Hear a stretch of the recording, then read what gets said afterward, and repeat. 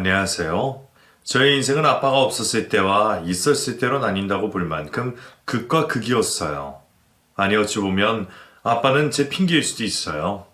저와 똑같은, 아니, 저보다 더 어려운 환경에서도 잘 살고 있는 사람들은 얼마든지 많으니까요. 하지만 저는 바보같이 어리석게도 모든 것을 환경 탓을 하며 살았어요. 제 인생이 너무 한심하고 보잘것없고 이렇게 살 수밖에 없는 건 제 탓이 아니라며 부정했었어요. 저는 태어날 때부터 아빠가 없었어요. 미혼모였던 엄마 때문에 저희 가족은 엄마와 저 딱 둘뿐이었어요. 다른 친구들과는 다른 가족 구성원 때문에 어렸을 때에는 아빠가 없다는 놀림을 받았어요. 그 나이에는 저나 친구들이나 모두 다 아이였던 시절이었으니까요. 어린 나이에도 저는 아빠가 없다는 것이 너무 외롭고 슬펐어요. 특히나 가족들과 같이 하는 행사가 있을 때에는 더더욱 그랬어요. 제가 아빠의 부재로 인한 슬픔을 경험하기 시작한 것은 아마도 운동회가 시작이었던 것 같아요. 부모님이 서로 팔을 포개어 그 위에 아이를 태우고 달리는 것이 있었는데 저는 아빠가 없었기에 다른 사람이 도와줘야 했었거든요. 제 차례가 다가오자 경기를 마치고 구경을 하던 친구 아빠가 저희 사정을 눈치채시고는 제 옆으로 왔어요. 그리고 엄마와 팔을 포개 저를 태우고는 같이 띄워주었어요. 한 바퀴를 돌고 제자리에 돌아오자 그 친구가 울며 불며 난리가 났어요. 아이, 아빠 왜 가영이 태워주는 거야? 가영이는 엄마밖에 안 오셨잖아. 난 싫어. 난 아빠가 나 말고 다른 친구 태워주는 거 싫단 말이야. 얘가 왜 이래? 아빠가 목만 태워줄게. 진짜지? 그래. 이리 와. 친구 아빠는 친구를 번쩍 둘러올리더니 자신의 목에 태웠어요. 친구는 좋다며 깔깔거렸어요. 그런 친구의 모습이 너무 부러웠어요. 저에게도 저런 아빠가 있었으면 얼마나 좋을까. 그때 처음으로 아빠가 없다는 것이 너무나 슬펐어요. 입학식에도 졸업식에도 엄마 아빠와 같이 있는 아이들을 보면 너무 부러웠어요. 그런 행사가 있을 때는 늘 기분이 좋진 않았어요. 엄마도 그런 날이면 저희 눈치를 살피곤 했어요. 그래도 그때는 어렸기에 그 정도가 끝이었지만 사춘기에 접어들면서부터 저의 인생은 태어난 순간부터 엉망이었다는 생각을 하게 되었고 그리 믿었어요. 제가 이렇게 된 것은 미혼모였던 엄마 때문이라며 엄마의 탓으로 돌렸어요. 그러다 그것이 폭발한 사건이 있었어요. 친구들과 같이 놀다가 한 친구가 자신의 엄마가 하는 식당에 가서 밥을 먹자고 그랬어요. 그래서 다들 우르르 그곳으로 몰려갔어요. 친구의 엄마는 저희가 들어가니 아주 반갑게 맞이해 주었어요. 친구의 엄마는 중국집을 하고 계셨어요. 테이블에 앉은 저희는 수다를 떨며 깔깔거리고 있었어요. 그때 음식을 들고 오는 아주머니가 테이블에 음식을 내려놓더니 제 이름을 불렀어요. 가영아? 친구들과 일제히 고개를 들어 아주머니 쳐다보았고 저는 깜짝 놀랐어요. 엄마였거든요. 누구야? 어, 우리 엄마. 그래? 안녕하세요. 그래, 점심 먹으러 왔구나. 네. 그때 친구 엄마가 손님들을 배웅하고는 테이블로 왔어요. 아, 네가 가영이구나. 엄마에게서 얘기 많이 들었어. 알고 봤더니 엄마는 이 식당에서 일을 하고 있었어요. 엄마는 사장님과 이야기를 나누다가 다른 손님들이 부르는 소리에 돌아갔어요. 점심시간이라서 그런지 손님들이 꽤나 있었고 엄마는 무거운 그릇들을 들고 다니며 바쁘게 움직였어요.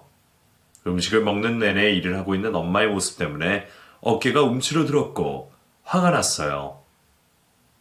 가영아, 왜 그래? 아무것도 아니야. 저분이 너네 엄마라니 신기하다. 뭐가 신기해? 어? 우리 엄마라서 뭐가 신기하냐고. 왜 갑자기 화를 내고 그래? 됐어. 나 먼저 갈게. 가영아! 친구들이 저를 비우고 있는 것 같아서 기분이 좋지 않았고 화가 난 저는 자리에서 일어나 식당을 나왔어요. 그러자 엄마가 뒤쫓아 나왔어요. 가영아, 내 이름 좀 그만 불러. 왜 그래? 무슨 일 있었어? 이게 다 엄마 때문이야. 그게 무슨 말이야? 됐어.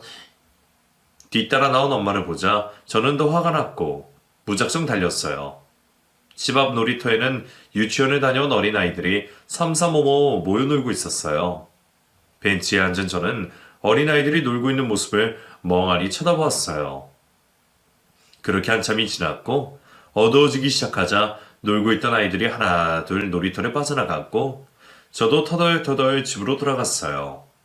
집에 도착하니 퇴근을 한 엄마가 저를 기다리고 있었어요. 어디 갔다가 이제 와? 엄마의 물음에도 저는 제 방으로 들어갔어요. 엄마가 따라 들어왔어요. 얘기 좀 하자. 오늘 왜 그래? 내가 뭘? 혹시 엄마가 거기서 일하고 있어서 그래? 왜 하필 거기야? 다른 식당들도 많잖아. 왜 하필 내 친구 엄마가 하는 그 식당이냐고. 나도 몰랐어. 내가 알았으면 그랬겠니? 당장 그만둬. 사장님이 좋으신 분이셔. 편의도 많이 봐주시고. 싫어. 내가 싫다고. 왜? 거기서 일하고 있는 엄마가 부끄럽니? 부끄러워. 가영아. 혼자 있고 싶으니까 나가줘. 엄마랑 얘기 좀 해. 엄마랑 할 얘기 없으니까 제발 좀 나가달라고. 저는 엄마를 문 밖으로 밀어내고는 방문을 잠궜어요. 이불을 뒤집어 쓰고 누웠어요. 문 밖에서는 엄마의 목소리가 계속해서 들렸고 내일 학교에 가면 친구들의 얼굴을 어찌 보나 걱정이 되기 시작했어요. 다음날 학교로 향하던 저는 학교로 들어가지 않고 PC방으로 발걸음을 옮겼어요. 하루 종일 거기서 게임하고 밥 먹고 시간이 가는 줄도 몰랐어요. 늦은 시간이 되어서야 집에 들어온 저를 보자마자 학교에 오지 않았다는 연락을 받은 엄마가 다그쳤어요. 학교엔 왜 안 갔어? 가기 싫어. 왜? 내가 알아서 할게. 학교는 가야지. 내가 알아서 한다고. 네가 뭘 하든 말든 엄마는 상관하지 말라는 소리야?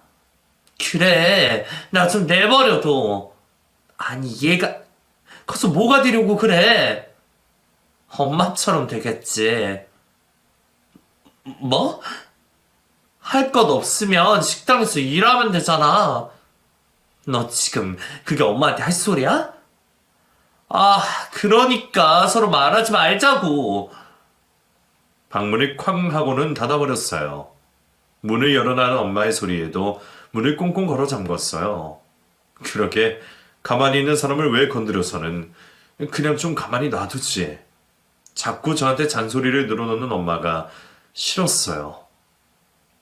그 다음날 또다시 학교에 갈 생각을 하니 잠이 오지 않았던 저는 엄마 지갑에서 몰래 현금을 꺼내어 집을 나왔어요. 혼자 자취를 하고 있는 친구의 집으로 무작정 찾아갔어요.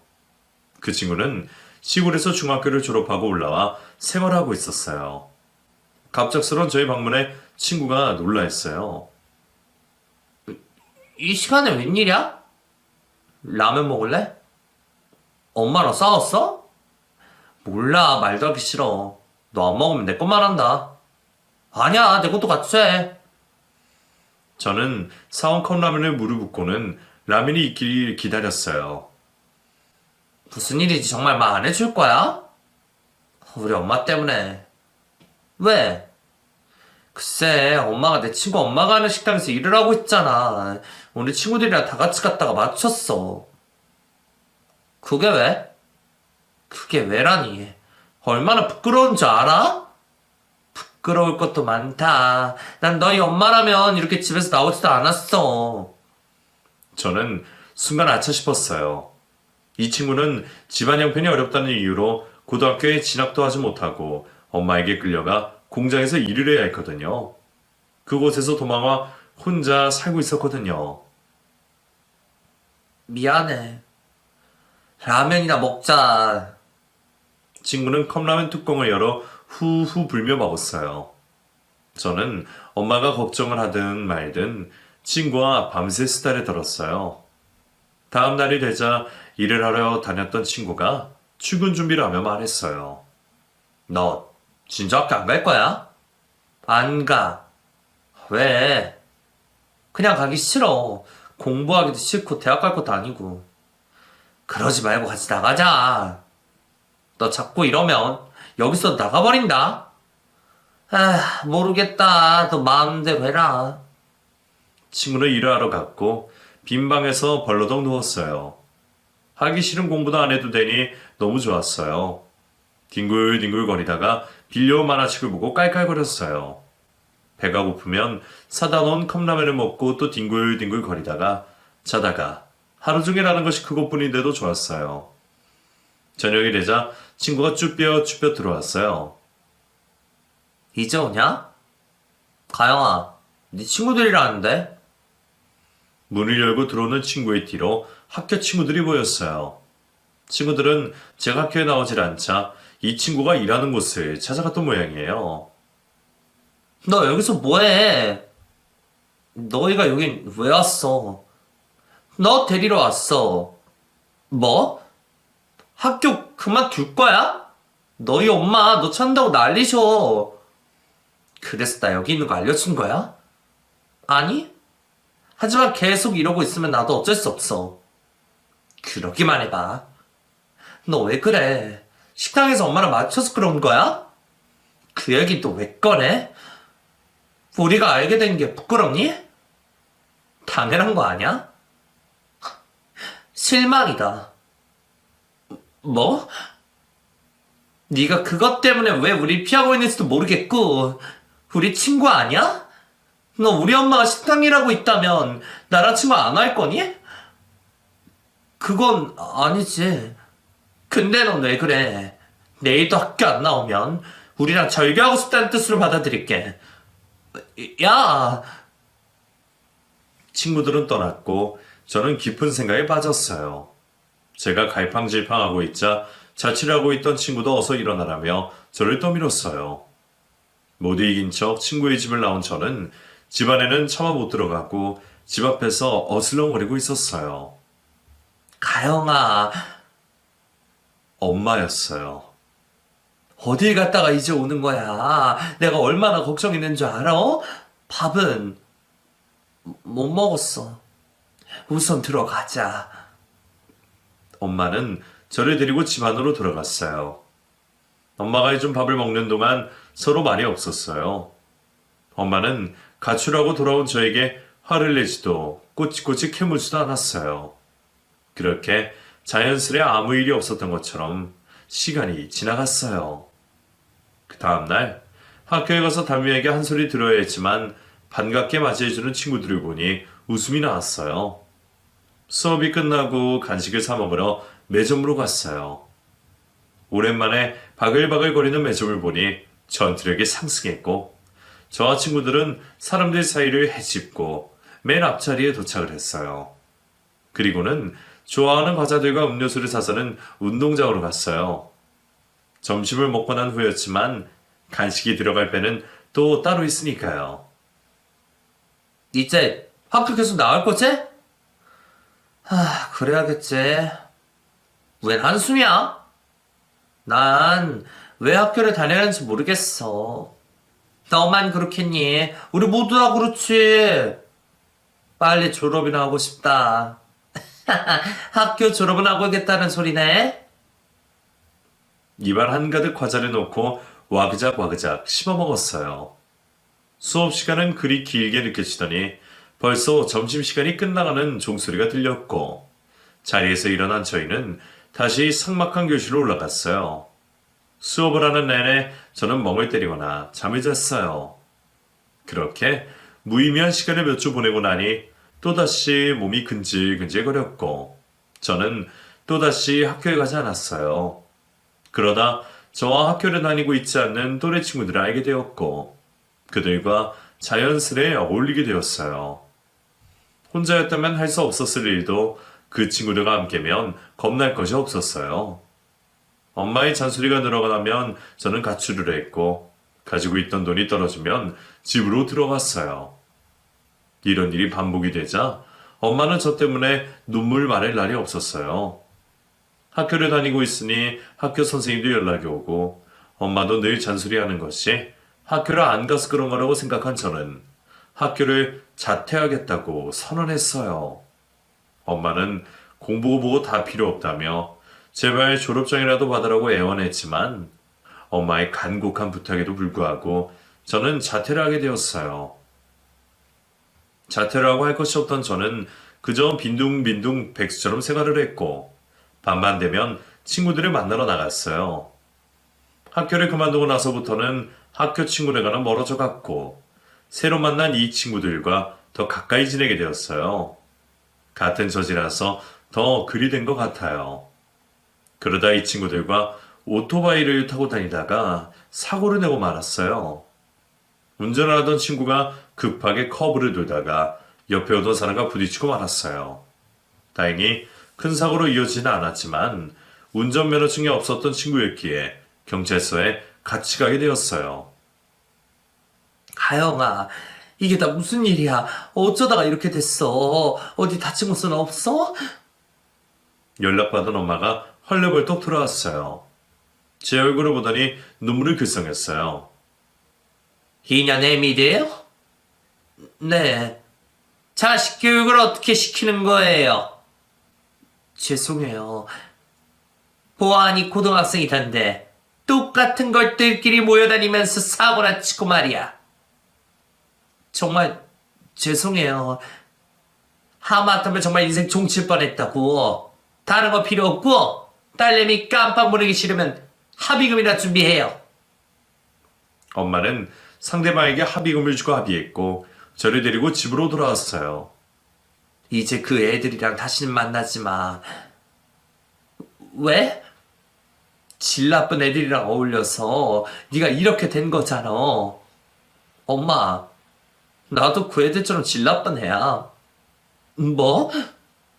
엄마 눈에는 내가 그렇게 안 보이겠지만 다른 사람들 눈엔 그 애들이나 나나 다 똑같이 질 나쁜 애들이라고. 그래서 계속 어울리겠다는 소리야? 가영아. 엄마는 답답한 듯 소리를 질러댔고 저는 방에 들어와 헤드셋을 끼고 음악을 크게 들었어요. 며칠 동안 엄마는 일을 하러 가지 않았고 집에서 저를 지키고 있었어요. 어디라도 나가려고 하면 방 안으로 저를 세차게 밀어넣었어요. 그러면서 엄마와 저의 트러블은 점점 더 커져만 갔어요. 하루라도 방구석에 있었던 적이 없었던 저는 며칠이 지나가자 온몸에 좀이 쑤셨고 방문 앞에 지키고 있던 엄마를 미치고는 방 밖으로 나왔어요. 어디 가려고? 집에 있어.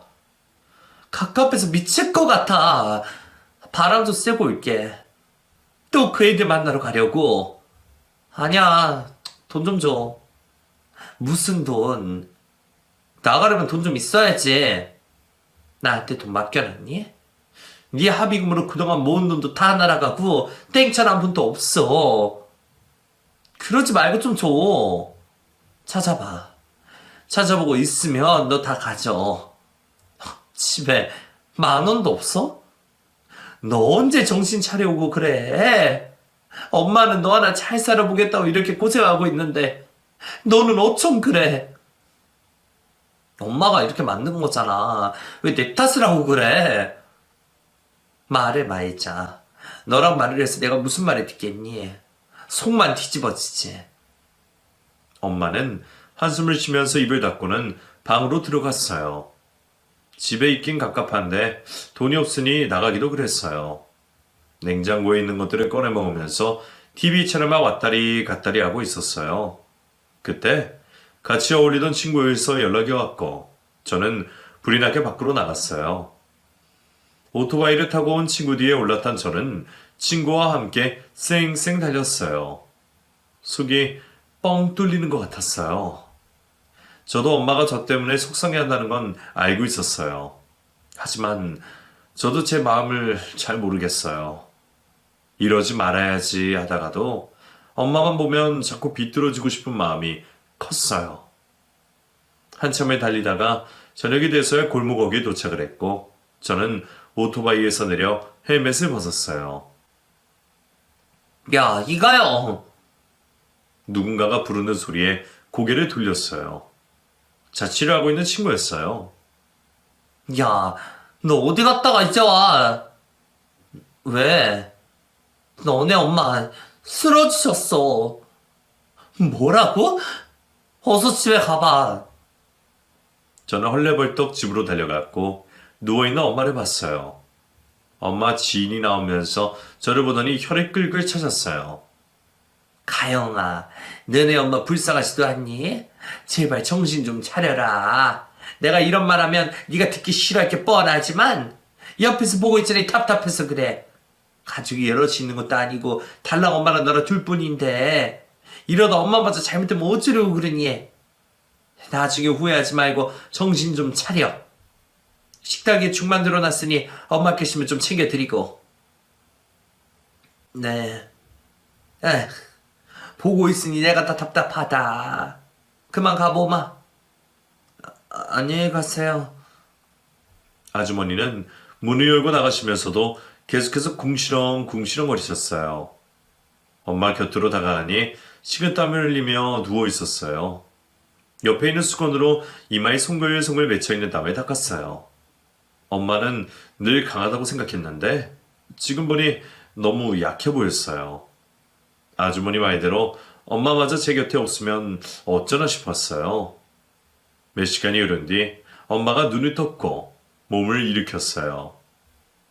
가영아, 깼어? 이제 좀 괜찮아? 괜찮아. 건강 좀 챙겨가면서 일해.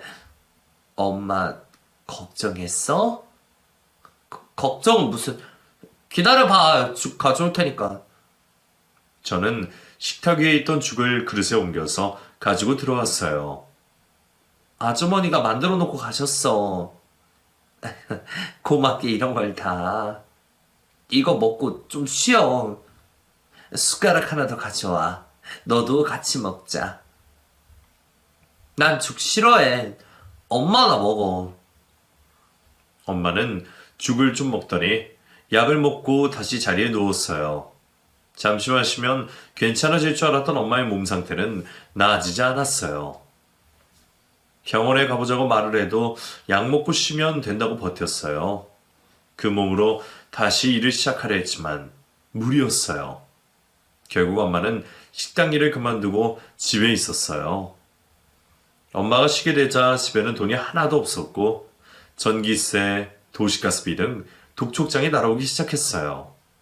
그 전부터 몇 달 밀려 있었던 상태라 얼마 있지 않아 결국엔 그것들도 끊기게 되었어요.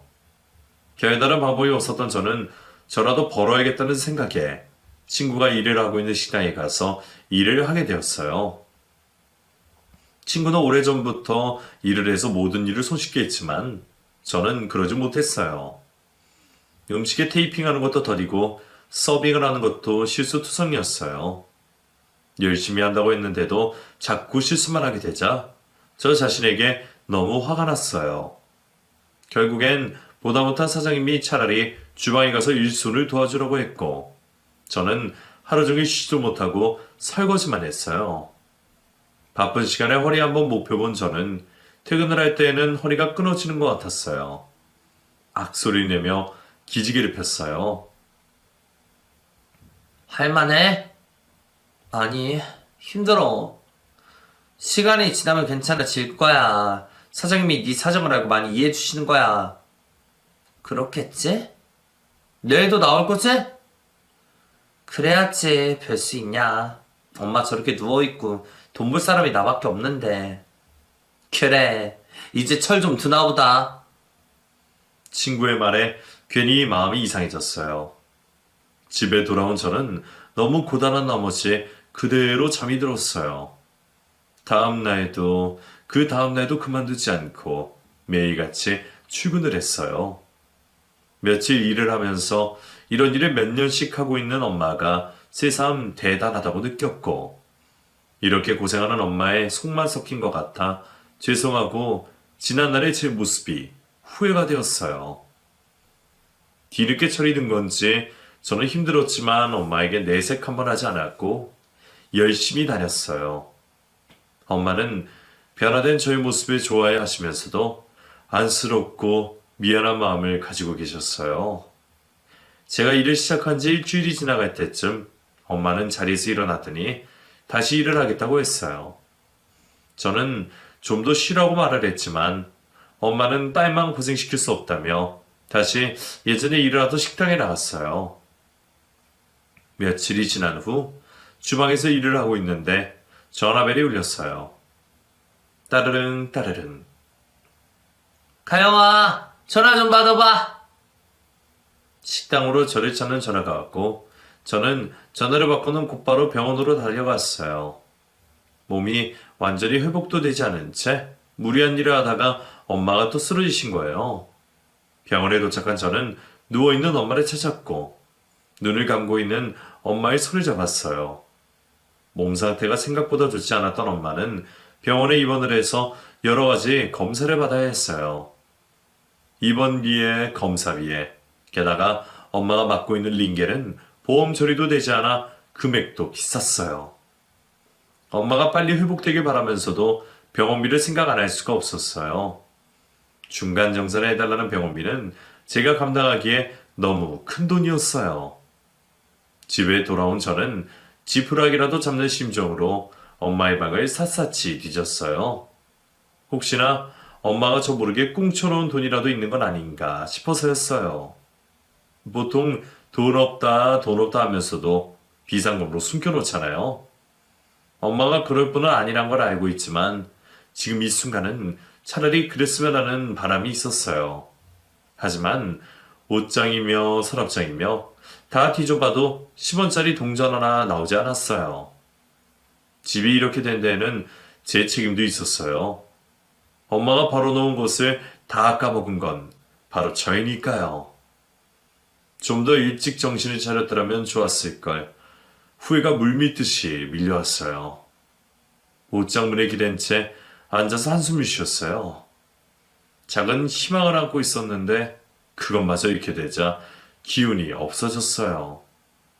잠시 멍하니 앉아있던 저는 가불이라도 받아봐야겠다는 생각에 자리에서 일어났어요. 일어서려는 순간 제 발밑에 무언가가 밟혔어요. 뒤죽박죽이 된 옷가지들 사이에서 작은 주머니 하나가 보였어요. 저는 그걸 들어 열어봤다가 깜짝 놀랐어요. 꽤 무게가 나가는 팔찌가 하나 들어있었어요. 이런 것이 우리 집에 왜 있는지는 모르겠으나 우선은 병원비는 해결할 수 있을 것 같아 주머니에 넣고는 병원으로 갔어요. 엄마는 점심을 먹고 잠시 앉아서 쉬고 있었어요. 엄마, 이게 뭐야? 제가 주머니에 있던 팔찌가 돈 주머니를 꺼내 보이자 엄마는 잽싸게 주머니를 들고 갔어요. 이거 어디서 났어? 돈 좀 있다 싶어서 옷장 뒤졌더니 왜 말도 없이 엄마 옷장을 뒤지고 그래? 병원비 내야 되니까 집에 돈 좀 있나 싶어서 엄마한테 이게 말을 하지. 그 팔찌 엄마 거야? 꽤 무겁던데? 그거 팔면 돈 좀 될 것 같던데? 이거 못 팔어. 왜? 글쎄 이건 안 된다니까.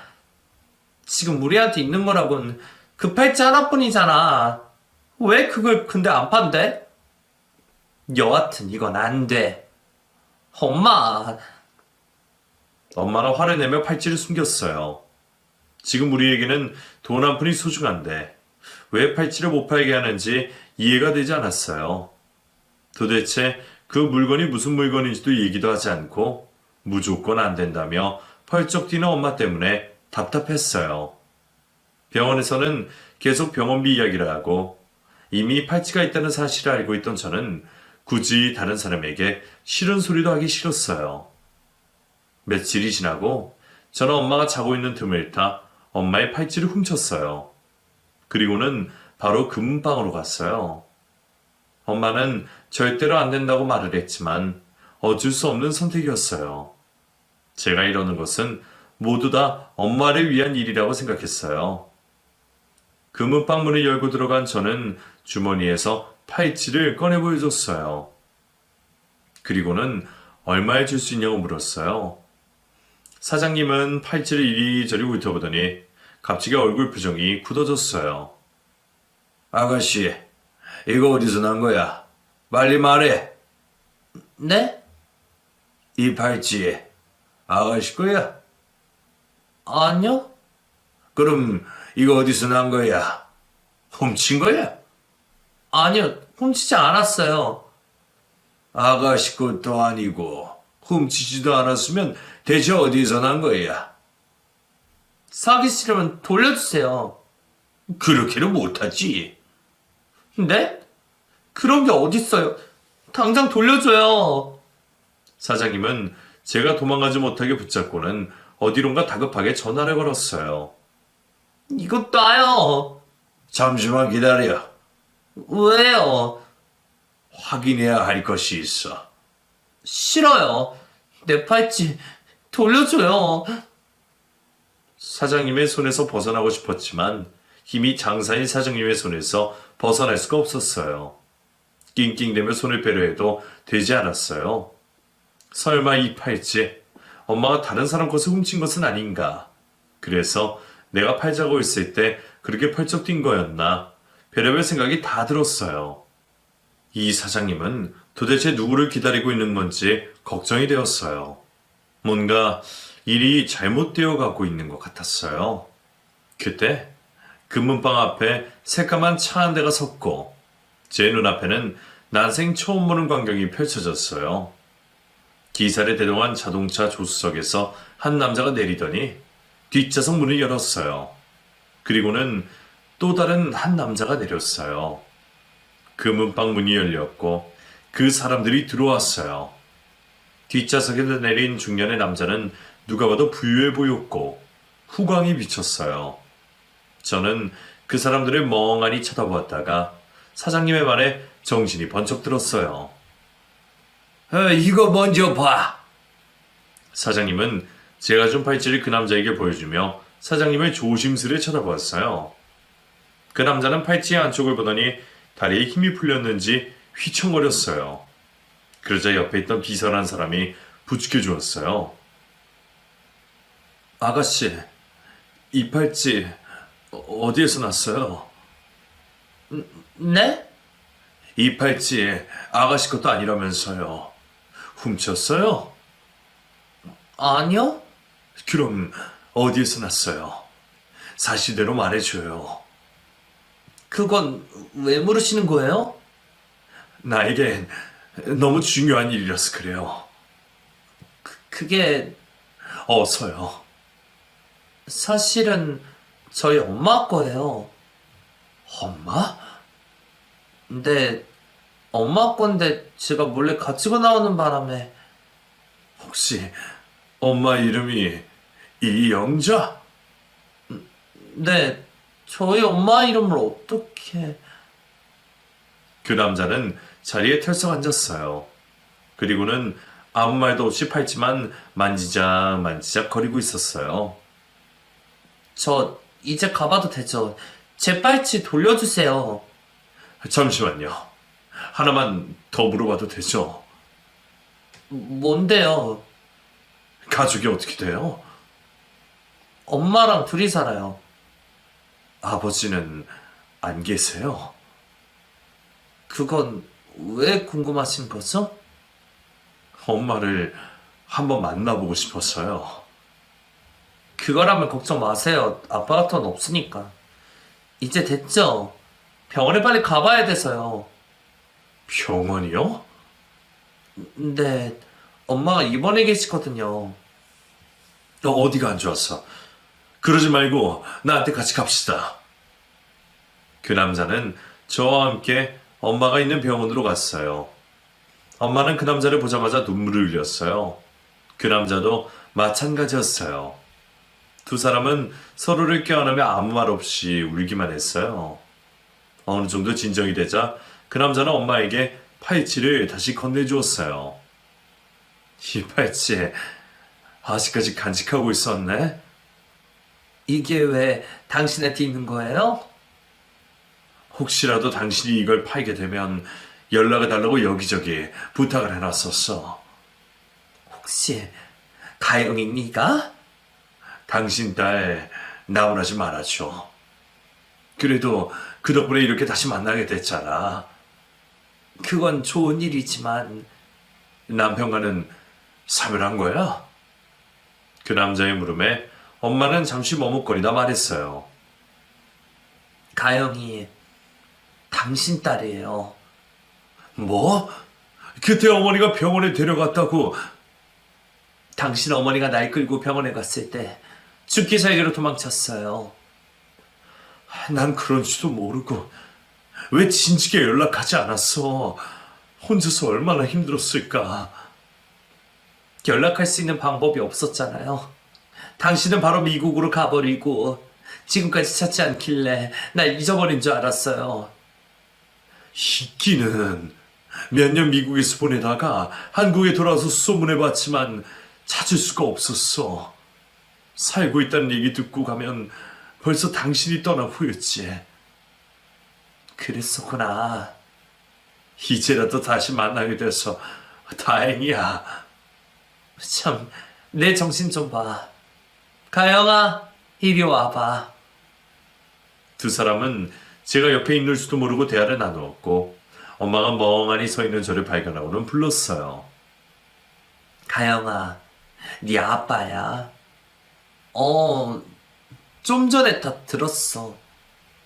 그 남자는 여전히 멍한 표정을 짓고 있는 저의 손을 잡았어요. 엄청 크고 따뜻했어요. 엄마는 그동안 고생 많았지? 이제는 아무 걱정하지 마. 아빠가 너무 늦게 찾아와서 미안하구나. 그 말에 제 눈시울이 따가워졌어요. 어렸을 때부터 너무나도 갖고 싶었던 아빠여서 그런 걸까요? 20몇 년 동안 없었던 아빠가 갑자기 생겼다는 게 꿈만 같았어요. 아빠 덕분에 엄마는 병원비 걱정 없이 편안하게 치료를 받으며 빨리 건강을 회복했고, 퇴원을 하게 된 엄마는 고마움의 아빠를 집으로 초대했어요. 집에 들어서자 아빠의 얼굴이 어두워졌어요. 엄마는 이렇게 산다며 멋쩍은 듯이 웃었어요. 엄마가 정성스레 만들어준 음식을 먹은 아빠는 조심스레 엄마가 저에게 물었어요. 내가 살고 있는 집으로 들어오는 건 어때? 거길요? 내가 보기엔 여긴 아니야. 아니에요. 여기도 살만해요. 계속해서 여기서 살았고. 이젠 내가 있는데 이런 곳에서 살게 놔둘 순 없어. 정말 괜찮아요. 내가 안 괜찮아. 당장 입을 만한 옷가지들만 우선 챙겨. 아니, 그러면 내가 다 알아서 할 테니 몸만 갖자. 잠깐만요. 우리 생각만 할 수 없잖아요. 그럼 누굴 또 생각해야 해? 당신 부모님은 괜찮겠어요? 내가 말을 안 했었구나. 부모님은 오래전 돌아가셨어. 네? 어쩌다가. 사고로. 그러니 그런 걱정 전혀 할 필요 없어. 아빠는 오래되어 우풍이 숭숭 들어오는 곰팡이가 핀 이 낡은 집이 마음에 걸렸던 아빠는 엄마와 저를 데리고 본인의 집으로 향했어요. 아빠의 집 앞에 도착한 저는 깜짝 놀랐어요. TV에서만 보던 커다란 대문과 담장이 있는 전원주택이었어요. 아빠는 부모님에게 물려받은 유산으로 여러 개의 금은방을 차려서 운영을 하는 것도 모자라 사업도 하며 재산을 더 늘렸고 엄청난 재산을 가지고 있는 재력가였어요. 대문을 열고 들어서자 잔디들이 깔린 넓은 정원이 나왔고 내려다 보이는 풍경들이 너무나 아름다웠어요. 생전 처음 보는 낯선 환경에 저는 눈을 뗄 수가 없었어요. 황홀하다는 느낌이 이런 느낌인 것 같았어요. 분위기에 취한다는 그런 말들이요. 아빠는 뭐하냐며 어서 들어오라고 그러셨고 현관문을 열고 들어가는 순간 저는 또 한 번 놀라고 말았어요. 넓디 넓은 거실에는 커다란 소파가 있었고 장식 하나하나가 빛나 보였어요. 눈이 휘둥그레진 저는 눈을 이리저리 굴렸어요. 가영이도 그만 구경하고 이리 와서 앉아. 아, 네. 멋쩍 웃음을 지으며 자리에 앉았어요. 제가 앉아있는 이 자리가 너무 어색했어요. 그때 주방에서 아주머니 한 분이 차를 가지고 나와서 테이블에 올려놓았어요. 차라도 마시고 있으니 덜 어색해지는 것 같았어요. 당신은 나와 같이 이 방에서 지내면 되고, 가영이는 2층에서 지내면 될 거야. 고마워요. 고맙긴. 당신 혼자 고생하는 것도 모르고 내가 더 미안하지. 아빠는 엄마를 따뜻한 눈으로 쳐다보며 손을 잡아주었어요. 차를 다 마신 저는 2층으로 올라왔고 제가 쓸방을 봤어요. 아빠는 엄마와 제가 이 집에서 같이 살 생각을 미리 하고 계셨는지 이미 여러 개의 가구들이 들어와 있었어요. 푹신한 침대에 누워있으니 정말 꿈을 꾸고 있는 것 같았어요. 제 인생에 이런 날이 오다니 정말 믿기지가 않았어요. 밤새 잠을 이룰 수가 없었어요. 뜬 눈으로 밤을 보낸 저는 아침에 1층으로 내려갔어요. 주방에는 맛있는 냄새가 진동을 했어요. 저는 당연히 엄마가 준비를 하고 있다고 생각했어요. 하지만 어제 저희에게 차를 내어준 아주머니였어요. 혼자 살고 계셨던 아빠는 도우미 이모님이 출근해서 집안일을 도와주고 계셨어요. 다시 주방에서 나온 저는 그제서야 방에서 나오는 엄마를 봤어요. 저희는 아주머니가 차려주신 음식을 먹었어요. 엄마와 둘이 있을 때에는 냉장고에 있는 반찬통을 꺼내어 뚜껑만 열어서 먹었었는데 식탁 위에 있는 반찬들은 저마다 예쁜 접시에 정갈하게 담겨져 있었어요. 맛있어 보이는 반찬들이 너무 많아 어디에서부터 손을 대야 할지 몰랐어요. 배불리 아침 식사를 끝낸 후 엄마가 입을 열었어요. 당신 말대로 여기서 살 테니 내 부탁도 하나 들어줘요. 뭔데? 집안 살림은 내가 알아서 할게요. 지금 저런 도우미 이모님이 들어오시니까 그런 건 안 해도 돼. 아니에요. 내가 하고 싶어서 그래요. 편안하게 지내면 좋을 텐데. 이렇게 가만히 앉아서 받아먹는 게 더 불편해서 그래요. 당신이 그렇다면 어쩔 수 없지. 그렇게 할게. 고마워요. 나도 하나 말할 것이 있는데 뭔데요? 나랑 결혼해 줄래? 네? 뭐예요? 우리 결혼식도 혼인신고도 안 했잖아. 가족 사진도 하나 없고. 그건 그렇지만 이 나이에 무슨 결혼을. 그냥 혼인신고만 하고 살아요. 그럴 순 없지. 당신은 내가 하자는 대로 하면 돼. 굳이 안 그래도 되는데. 당신이 원한다면 알았어요. 아빠는 엄마에게 다시 청혼을 했고 부모님은 결혼식을 올리기로 했어요. 혼자 아이를 키우며 마음고생을 많이 한 엄마를 위해서 아빠는 무조건 좋은 걸 다 하셨어요. 결혼 반지도 웨딩드레스도 모두 다요. 결혼 준비를 하는 내내 두 분에게서 웃음이 떠나가질 않았어요. 결혼식 당일 예식장은 발디딜 틈 없이 사람들로 바글바글 거렸어요. 자퇴를 하며 멀어졌던 친구들도 소식을 전해 듣고는 축하해주기 위해서 찾아왔어요. 엄마가 일했던 곳 사장님이 제 친구 엄마였기에 가능했던 일이었죠. 오랜만에 만나 어색할 줄 알았는데 그런 것은 온데간데도 없었어요. 친구들은 아빠를 다시 만나게 된 것을 진심으로 축하해 주었어요. 고마워. 어머니도 많이 좋았지? 그렇지. 넌 어때? 행복해? 아직도 좀 얼떨떨하지만 예전보다 좋은 건 확실해. 다행이다. 이제 꽃길 걸을 일만 남았네. 엄마 보러 갈래? 그래, 그러자. 저는 친구들을 데리고 신부 대기실로 들어갔어요. 새하얀 웨딩드레스를 입고 나온 엄마는 너무나 아름다웠어요. 어머니, 너무 예뻐요. 어머, 너희들도 왔니? 아유, 부끄럽게. 좋은 일인데, 당연히 와봐야죠. 고맙구나. 저희 같이 사진 찍어요. 그래, 이리로 오렴. 저와 친구들은 엄마와 함께 사진을 찍었고 예식을 시작한다는 소리에 신부 대기실에서 나왔어요.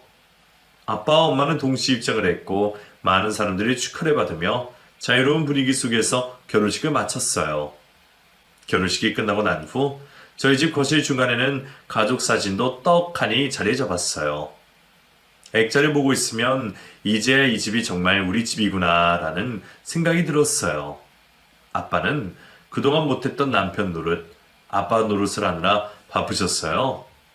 가족여행이라는 것에 단 한 번도 가보질 못했다는 저의 말을 듣고는 처음으로 가족여행이라는 것을 준비하셨어요. 여행에 필요한 것들을 하나부터 열까지 모두 다 아빠가 계획하셨어요. 이런 아빠가 있어서 너무 든든했어요. 관광지를 둘러보고 숙소에 도착한 저희는 저녁을 거하게 먹은 뒤 맥주를 한잔했고 피곤해하는 엄마를 먼저 방으로 보내고 난 후 아빠와 둘이서 더 마시게 되었어요. 가영이는 이제 어떻게 살 거니? 생각해 놓은 것이라도 있어? 아니요, 아직은. 듣자니 고등학교 졸업도 못했다고 하던데. 네, 엄마한테 들으셨어요? 그래, 네 엄마는 그게 많이 후회가 된다더구나.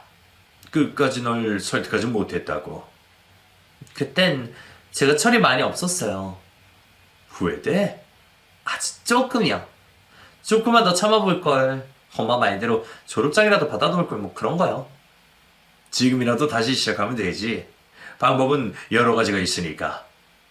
네, 배우고 싶다거나 관심이 있다거나 뭐 그런 건 없어? 네. 아직은 딱히 생각하는 것이 없어요. 어렸을 때부터 원하는 것을 다 알 수 있는 것이 아니라서요. 미안하구나.